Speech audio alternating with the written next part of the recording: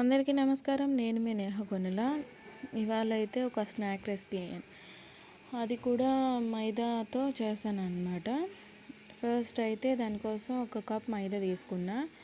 దాంట్లోనే ఇంచుమించు ఒక హాఫ్ కప్ అనుకోండి, అదే బొంబాయి రవ్వ వేసుకున్నాను అన్నమాట అంచనాగా. అండ్ ఆ తర్వాత దాంట్లో కొంచెం సాల్ట్ అండ్ కొంచెం కారం, అజ్వైన్, వాము ఉంటుంది కదా, వాము మంచిగా కొంచెం చేత్తో ఇలా నలిపి అది కూడా వేసాను. ఈ మూడు మంచిగా ఫస్ట్ అయితే మిక్స్ చేసేసుకున్న తర్వాత వాటర్తో ఒక చపాతీ పిండి ఎలా అయితే కలుపుకుంటామో అలా కలిపేసుకోవాలి. మంచిగా అలా కలిపేసుకున్న తర్వాత కొంచెం సేపు ఒక 15 మినిట్స్ అట్లా పక్కన పెట్టేస్తే మంచిగా సాఫ్ట్గా బాగా అవుతుందన్నమాట. అండ్ అట్లా అయిన తర్వాత నేను చపాతీలా ఒత్తుకున్నాను. ఈ చపాతీలో ఒత్తుకున్న దాన్ని కట్ చేసుకున్నాను అన్నమాట. చూడండి, చిన్న చిన్న డైమండ్ షేప్లోనో స్క్వేర్ షేప్లోనో ఎలా అయితే అలాగా. అండ్ ఇది ఒక పక్కన కట్ చేసుకుంటూ అట్లా మంచిగా ఆయిల్ పెట్టేసుకొని ఫ్రై చేసేసుకోవాలి వెంటనే, లేకపోతే అవి స్టిక్ అయిపోతూ ఉన్నట్లు అట్లా అవుతుంది. సో ఒకటైతే చేసి పెట్టుకున్నాను. ఇది ఇంకోటి చేస్తున్నాను. ఈ చేసేటప్పుడే ఆయిల్ పెట్టేసుకున్నాను. ఆయిల్ హీట్ అయ్యేలోపు ఈ టూ చేసుకొని ఒకేసారి ఫ్రై చేసుకుందాము అనేసి అని. అండ్ ఇక్కడ నుంచి స్పీడ్గా పెట్టేసాను వీడియో. నేను అంత స్పీడ్గా ఏం చేయాల.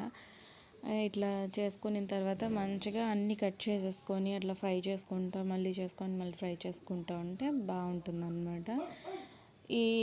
దీనికి షేప్ ఏమి ఉంటుందిలేండి, నార్మల్గానే మంచిగా ఇట్లా ఒక సర్కిల్ లాగా చేసుకొని ఇట్లా కట్ చేసేసుకొని వేసుకున్నామంటే బాగుంటుంది.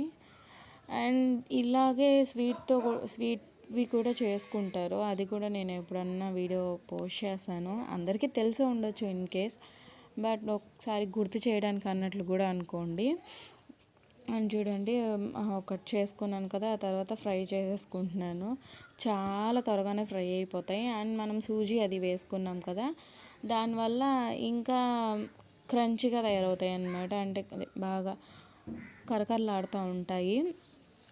అండ్ ఇవైతే మంచి కలర్ వచ్చే వరకు ఉంచుకొని బాగా ఫ్రై అయ్యింది, మంచి కలర్ వచ్చింది అన్నప్పుడు అదే తీసేసుకున్నామంటే ఆయిల్లో నుంచి సరిపోతుంది. అండ్ ఇలాగే మిగిలినవన్నీ కూడా ఫ్రై చేసేసుకున్నామంటే ఈ స్నాక్ రెసిపీ అయితే రెడీ అయిపోతుంది. అండ్ ఈవినింగ్ టైమ్స్లో పిల్లలు అన్నీ తిన్నారు కదా, కొన్ని టైమ్స్లో అట్లా వేరువేరుగా పెడతాం కదా, కాబట్టి ఇది ఒక ఈవినింగ్ స్నాక్ అనుకోవచ్చు అనమాట. యాక్చువల్గా ఇది ఈవినింగ్ స్నాక్ కోసమే బాగుంటుంది ఈవినింగ్స్లో తినడం.